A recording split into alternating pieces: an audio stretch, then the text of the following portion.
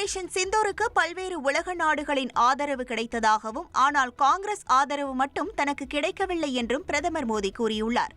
மக்களவையில் ஆபரேஷன் சிந்தூர் மீதான விவாதத்தில் பேசிய பிரதமர் மோடி, இது ஆபரேஷன் சிந்தூருக்கான வெற்றி கொண்டாட்டம் என்றும், ஆபரேஷன் சிந்தூருக்கு ஆதரவளித்த மக்களுக்கு நன்றி என்றும் கூறினார்.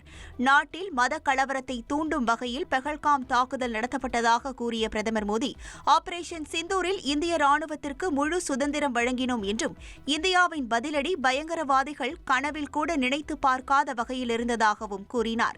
இந்தியாவின் தொழில்நுட்ப சக்தியை ஆபரேஷன் சிந்தூர் மூலம் பாகிஸ்தான் கண்கூடாக பார்த்தது என கூறிய பிரதமர் மோடி, பெஹல்காம் தாக்குதல் விவகாரத்தில் தன் மீது குற்றம் சாட்டுவதிலேயே எதிர்க்கட்சிகள் குறியாக இருந்தன என்றும் கூறினார். ஆபரேஷன் சிந்தூர் நடவடிக்கையில் உலக நாடுகள் எல்லாம் ஆதரவு தெரிவித்தும், காங்கிரசின் ஆதரவு மட்டும் தனக்கு கிடைக்கவில்லை என்றும் மோடி தெரிவித்தார்.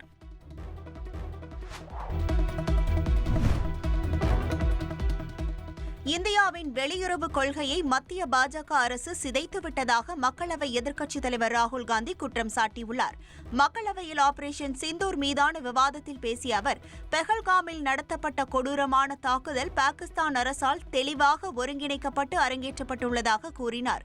ஆபரேஷன் சிந்தூரின் போது அரசுக்கு ஒரு மலை போல் எதிர்க்கட்சிகள் துணை நின்றதாக பேசிய ராகுல் காந்தி, பெஹல்காம் தாக்குதலுக்கு பின் எந்த ஒரு நாடும் பாகிஸ்தானுக்கு கண்டனம் தெரிவிக்கவில்லை என்றும், என்றால் இந்த உலகம் நம்மை பாகிஸ்தானோடு சமன்படுத்தி பார்ப்பதாக அர்த்தம் என்றும் அவர் தெரிவித்தார். தாக்குதலுக்கு காரணமான பாகிஸ்தான் ராணுவ தளபதி ஆஷிப் முனீர் அமெரிக்க அதிபருடன் உணவருந்திக் கொண்டிருந்தார் என்றும், முனீரை ஏன் உங்களது அலுவலகத்திற்கு அழைத்தீர்கள் என டிரம்பிடம் பிரதமர் மோடி கேள்வி கேட்டாரா என்றும் ராகுல் காந்தி கேள்வி எழுப்பினார். சீனாவுடன் பாகிஸ்தானை கைகோர்க்க வைத்து இந்தியாவின் வெளியுறவு கொள்கையை மத்திய பாஜக அரசு சிதைத்துவிட்டது என்றும் ராகுல் காந்தி கூறினார்.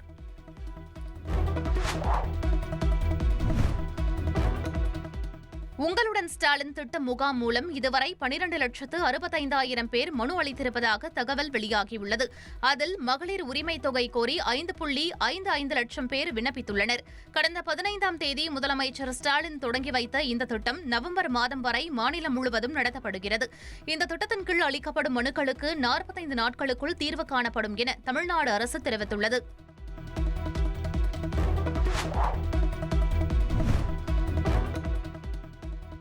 தமிழ்நாட்டில் 10, 11, 12ஆம் வகுப்பு மாணவர்களுக்கான பொதுத் தேர்வு அட்டவணை வருகிற அக்டோபர் மாதம் வெளியிடப்படும் என பள்ளிக் கல்வித்துறை அமைச்சர் அன்பில் மகேஷ் பொய்யாமொழி அறிவித்துள்ளார்.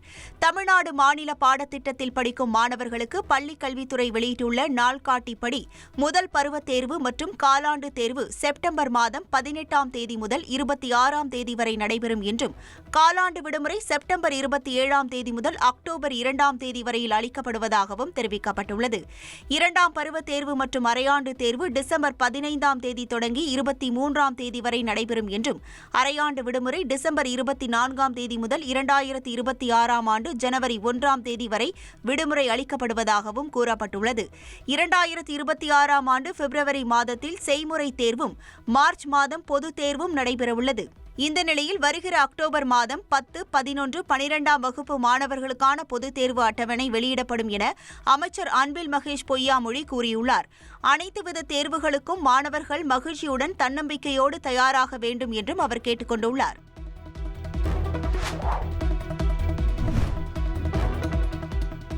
பாளையங்கோட்டையில் ஐடி ஊழியர் கவின் ஆணவ கொலை வழக்கில் போலீஸ் தம்பதியை கைது செய்யும் வரை இளைஞர் உடலை வாங்க மாட்டோம் என உறவினர்கள் திட்டவட்டமாக கூறியுள்ளனர். போலீஸ் எஸ்ஐயாக உள்ள சரவணன், கிருஷ்ணகுமாரி தம்பதியின் மகளுடன் கவின் என்பவர் பள்ளி பருவத்திலிருந்து பழகி வந்ததாக கூறப்படுகிறது. இதனை பிடிக்காமல் எஸ்ஐ சரவணனின் மகனும் இளம்பெண்ணின் சகோதரருமான சுர்ஜித் கவினை படுகொலை செய்ததாக கைது செய்யப்பட்டார். இருப்பினும் கவின் படுகொலைக்கு போலீஸ் தம்பதியே காரணம் என்றும், அவர்களை கைது செய்யும் வரை உடலை வாங்க மாட்டோம் என்றும் போலீசாருடன் கவினின் உறவினர்கள் வாக்குவாதத்தில் ஈடுபட்டனர்.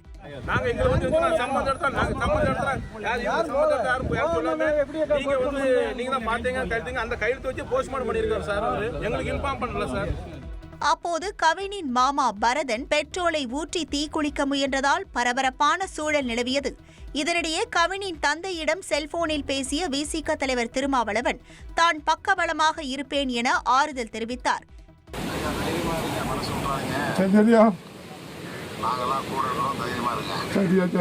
நான் முடிஞ்சா அடக்கத்துக்கே வந்துடுறேன். அப்படி இல்லைன்னா பாலிமர் முடிச்சுட்டு வந்து பார்ப்பாங்க. சரியா சரி. தைரியமாக இந்த பணம்லாம் ஒன்றும் வாங்க மாட்டேன்யா.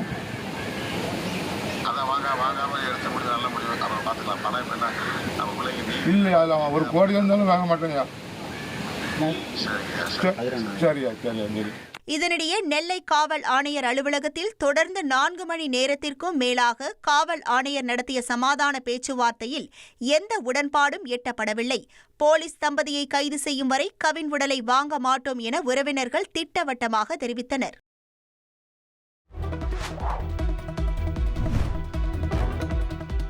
மதுரை மாவட்டத்தில் நடைபெற இருந்த தாவேக மாநாட்டின் தேதியை மாற்ற வாய்ப்புள்ளதா என காவல்துறை தரப்பில் கேட்டுக் கொள்ளப்பட்டதாக தகவல் வெளியாகியுள்ளது.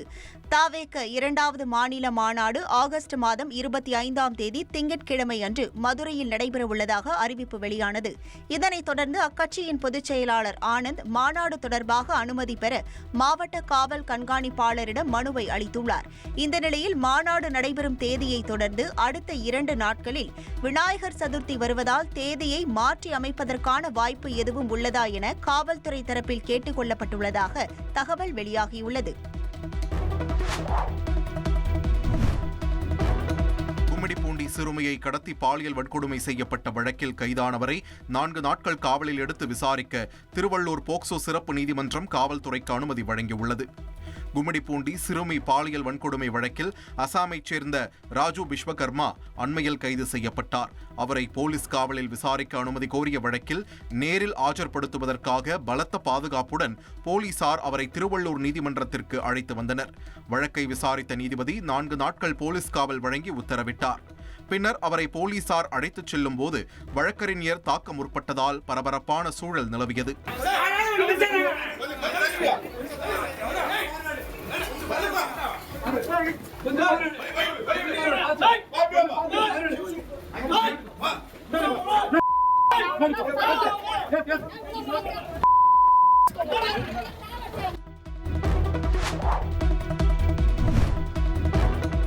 கர்நாடகாவின் தர்மஸ்தலா பகுதியில் பெண்கள் புதைக்கப்பட்டதாக கூறப்படும் இடங்களில் சிறப்பு புலனாய்வு குழுவினர் மண் மாதிரிகளை சேகரித்தனர்.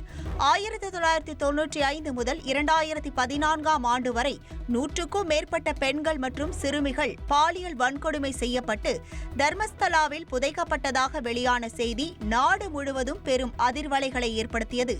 இதில் உடல்களை எரிக்க உதவியதாக தூய்மை பணியாளராக இருந்த நபர் கொடுத்த தகவலின் பேரில் சிறப்பு புலனாய்வு குழுவினர் சுமார் 15 இடங்களில் ஆய்வு செய்தனர். பல்வேறு இடங்களிலிருந்து மண் மாதிரிகளை சேகரித்த அதிகாரிகள் சில இடங்களில் பிணங்கள் புதைக்கப்பட்டதற்கான தடயத்தை சேகரித்து சென்றதாக கூறப்படுகிறது. மண் மாதிரிகளிலிருந்து கிடைக்கும் தடயத்தை வைத்து பிணங்கள் புதைக்கப்பட்ட இடத்தை துல்லியமாக கண்டறிந்து தோண்டும் பணி தொடங்கும் எனவும் அதிகாரிகள் தெரிவித்துள்ளனர்.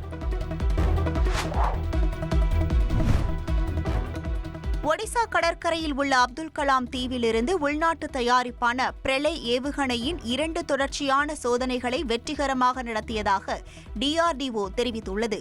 குறுகிய தூர பாலிஸ்டிக் ஏவுகணையான இதன் அதிகபட்ச மற்றும் குறைந்தபட்ச தூர திறனை சோதனை செய்யும் வகையில் நடத்தப்பட்ட சோதனைகளில் ஏவுகணை திட்டமிட்ட பாதையை பின்பற்றி இலக்கை துல்லியமாக அடைந்ததாக இந்திய பாதுகாப்பு ஆராய்ச்சி மற்றும் மேம்பாட்டு அமைப்பு தெரிவித்துள்ளது.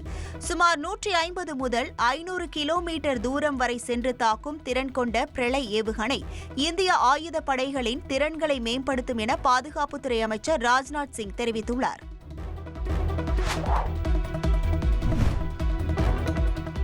இதோ இந்த இடத்துல தான் தினம் லட்சக்கணக்கான மலர்கள் வாங்கப்பட்டு விற்கப்பட்டு பல நாடுகளுக்கும் ஏற்றுமதி செய்யும் அளவு புகழ் பெற்றிருக்கு. தென்மேற்கு சீனாவோட யுனான் மாகாணத்துல இருக்க குன்மின் நகரத்தோட டவுனவுன் மலர் சந்தை.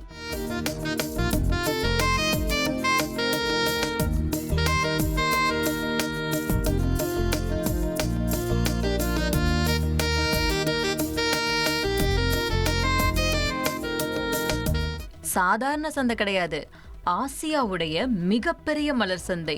அப்பா, கேட்கவும் பார்க்கவும் ஆச்சரியமா இருக்குல்ல.